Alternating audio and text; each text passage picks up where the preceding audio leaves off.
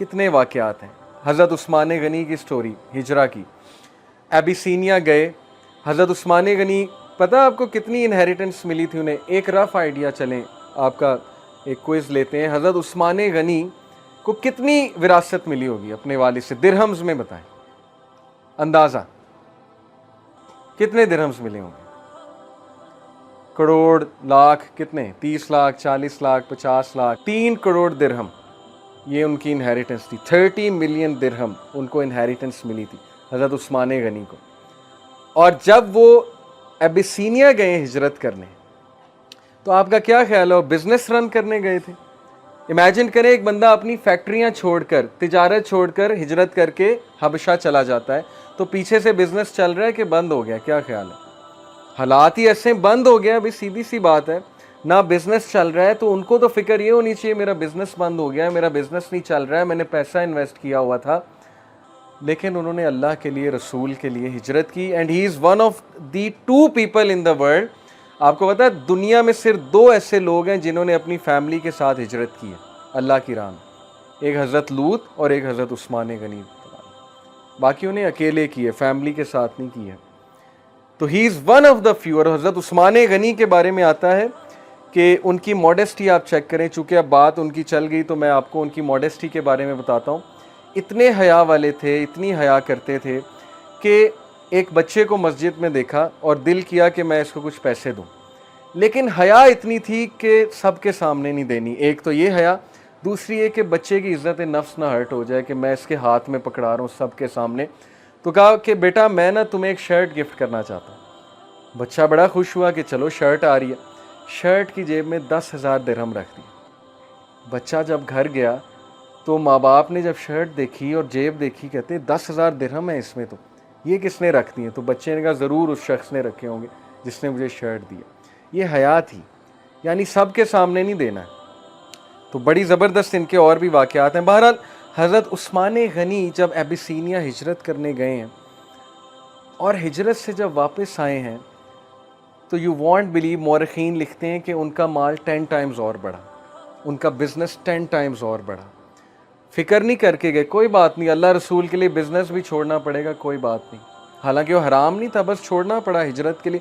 ہمارے لیے تو ایسی سچویشن آئے گی ہی نہیں نا، پہلی بار ہم نے کون سا ہجرت کرنی. لیکن واقعہ سنانے کا مقصد یہ کہ انہوں نے اللہ رسول کے لیے ایک چیز کو چھوڑا اور اللہ نے اس سے بہتر دیا. ایبیسینیا میں کنگ کے ساتھ ان کے کانٹیکٹ بنے. نیت یہ نہیں تھی کہ کنگ کے ساتھ کانٹیکٹ بناؤں گا جا کے. ایبیسینیا کی مارکیٹ میں کنگ کے ساتھ کانٹیکٹ بنے اور ان کا بزنس مزید فلرش کیا، مزید گرو کیا. پھر ام سلمہ رضی اللہ عنہا، پتہ آپ کو ام سلمہ کا نام سنا ہے کبھی؟ امہات المومنین میں سے ام سلمہ.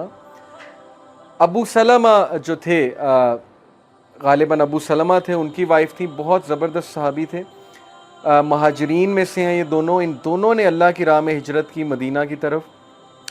they both used to love each other a lot. بہت زیادہ محبت تھی آپس میں. ان کا ایک ہی بیٹا تھا. جب قریش نے دیکھا یہ دونوں ہجرت کر رہے ہیں تو ابو سلمہ کو کہا کہ تو نکل یہاں سے، تیری ہمیں کوئی پرواہ نہیں ہے، لیکن یہ خاتون ہماری ہے، خاندان والے آ گئے، یہ یہیں رہے گی. اب وہ خاتون ذات تھیں، مجبور تھیں، انہیں وہیں رہنا پڑا. اور ابو سلمہ پھر گئے کہ نبی صلی اللہ علیہ وسلم کے ساتھ میں نے جانا، اور اللہ سے دعا کر کے گئے کہ اے اللہ ہمیں ری یونائٹ کریں. اور کتنے سال وہ لوگ علیحدہ رہے آپ سوچ نہیں سکتے ہیں، لیکن ان میں محبت بہت زیادہ تھی. یہ ہیں ٹرو لو سٹوریز جو ہمارے یوتھ کو بتانی چاہیے ہمیں. اس کے بعد ان کے والد کے قبیلے کے لوگ آئے، کیونکہ ان میں جاہلیہ ابھی تک باقی تھی، قبائلی جاہلیت ہوتی ہے نا. وہ لڑنے آ گئے کہ یہ بیٹا ہمارا ہے، یہ تمہارا نہیں ہے. عورت کے پاس بیٹا تھا، انہوں نے کہا یہ بیٹا ہمیں دو، ہمیں اس کا باپ نہیں چاہیے، وہ تو مسلمان ہو گیا چلا گیا، لیکن یہ بچہ ہمارا ہے، بچہ ہمیں دو. بچہ چھین کر لے گئے.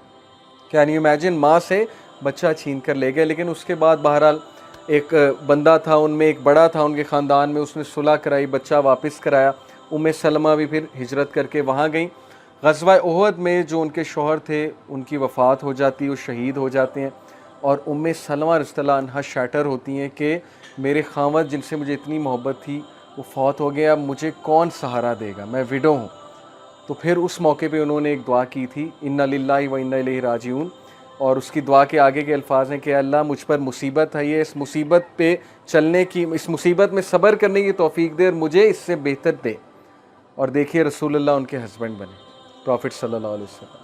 کتنا بڑا آنر ہے کہ وہ سوچ رہی کہ کون سہارا دے گا، اب میں کیا کروں گی، بیوہ ہوں، اور اللہ کے نبی نے ان سے شادی کر لی. تو اس لیے اللہ کے پلانس کو کبھی بھی آپ مت سوچیں کہ اللہ نے آپ کے لیے کچھ پلان نہیں کیا ہوا ہے. جب بھی انسان اللہ کے لیے کچھ چھوڑتا ہے اللہ اس سے بہتر دیتا ہی دیتا ہے اسے. اس لیے اللہ کے لیے حرام کو چھوڑ دو، حرام سے باز آ جاؤ، لیکن اللہ سے دعا کرو اگر اللہ نے یہی قسمت میں لکھا ہے ہو جائے گا، نہیں لکھا تو کوئی اور بہت بہتر لکھا ہے. تو اس لیے یہ آخری بات تھی انشاءاللہ. ناؤ وی اینڈ اپ. سبحانک اللہم و بحمدک، اشہد ان لا الہ الا انت استغفرک و اتوب الیک. والسلام علیکم ورحمۃ